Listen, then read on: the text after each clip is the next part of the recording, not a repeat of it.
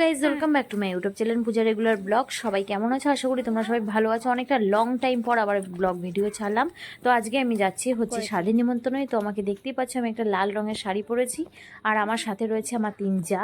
আর আমাদের এক আত্মীয়র বাড়িতে এক জায়ের মেয়ের আজকে হচ্ছে সাধ।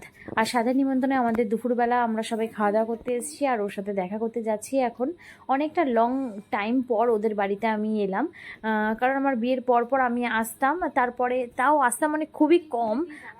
তো আমি রাস্তাঘাট অতটা জানি না, চিনি না। ওদের বাড়ি এদিকটা আগে অন্যরকম ছিল আর এখন অন্যরকম। তো দেখতেই পাচ্ছ কতটা বৃষ্টি হয়েছে, আর বৃষ্টির মধ্যে কি করে যাব, তাই ওরা দেখো কত সুন্দর টালি দিয়ে মানে রাস্তা তৈরি করেছে।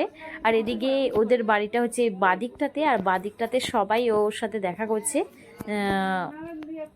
তো এই যে দেখতেই পাচ্ছ, এই যে আমার 3 জা আমার সামনে দাঁড়ানো, আর আমি এই যে পিছনে দাঁড়ানো।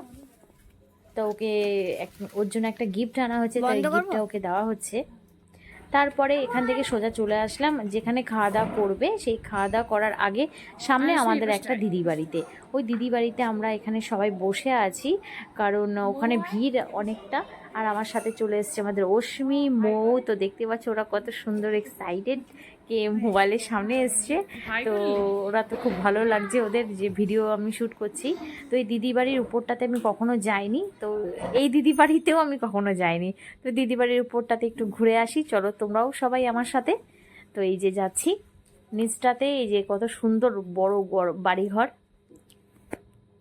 তো এই দেখো আমার সাথে সাথে যাচ্ছে মৌ যাচ্ছে, আর আমার মোবাইলটা ধরে রেখেছে হচ্ছে অশ্মি। তো এই যে আমি যাচ্ছি, আর উপরে চলে এসছে সবাই। এদিকে দিদিরা রয়েছে, সবাই যারা যারা আত্মীয় স্বজন এসছে সবাই এই দিদি বাড়িতে ওর ঘর বাড়িগুলো দেখছে। নতুন বাড়ি বানিয়েছে, 2তলা বাড়ি বানিয়েছে, খুব সুন্দর, প্রত্যেকটা বেডরুম করেছে। আর আমার খুব ভালো লাগছে, তাই আমি আবার একটু দেখছি। কখনো আমি ওদের বাড়ির সামনে থেকে সবসময় যাওয়া হয়, কিন্তু কোনো সময় ঢোকা হয় না ওদের বাড়িতে। তো ওদের বাড়িতে একটু দেখে নিচ্ছি, কারণ এই সুযোগে আর কখনো, আর অন্য সময় অতটা আসা হয় না কাজের ব্যস্ততার কারণে। তো ফাইনালি খাবার খেতে বসে গেলাম। আর দেখো সবাই কত সুন্দর একটা খালি জায়গার মধ্যে টেবিল পেতে ছাতা দিয়ে খেতে দিয়েছে আমাদের সবাইকে, আর আমার খুব ভালো লাগছে। তো খাওয়া দাওয়ার পরে সোজা চলে যাব হচ্ছে বাড়িতে গিয়ে একটুখানি রেস্ট করার পরে চলে গেলাম বরের সাথে গঙ্গায় জল দেখতে, কারণ আমাদের এখানে বন্যা হবে এটা শুনে আর কি আর থাকা যায়। তাই বরকে দিয়ে একটুখানি রেস্ট করার পর চলে গেলাম গঙ্গার ঘাটের কাছে। আর গঙ্গার ঘাটের কাছে যেতে গেলে এতগুলো রাস্তা অনেকটা পেরিয়েই আমাদের যেতে হয়, তবুও আমাদের বাড়িতে আগে জল চলে আসে। তো দেখতেই পাচ্ছ তোমরা সবাই।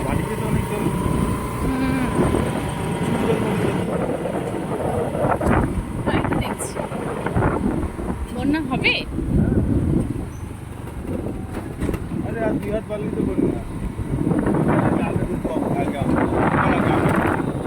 ওই পুকুরটার জন্য আমরা আগে ঢুকবো।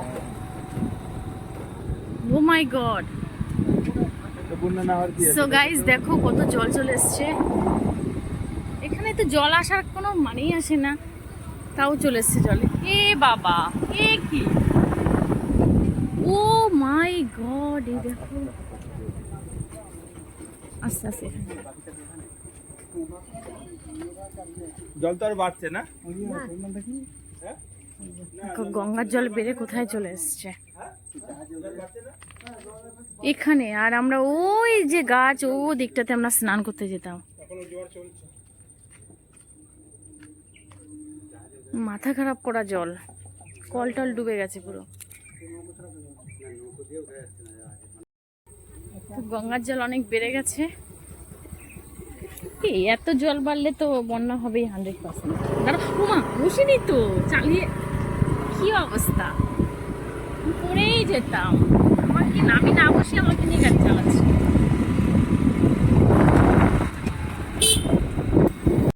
আমাদের এখানে ইট ভাটা আছে, এই দেখো কত ইট। আর এখান থেকে পুরো প্রপার দেখা যাচ্ছে যে কত জল বেড়েছে, যে মাঠেও জল চলে এসছে।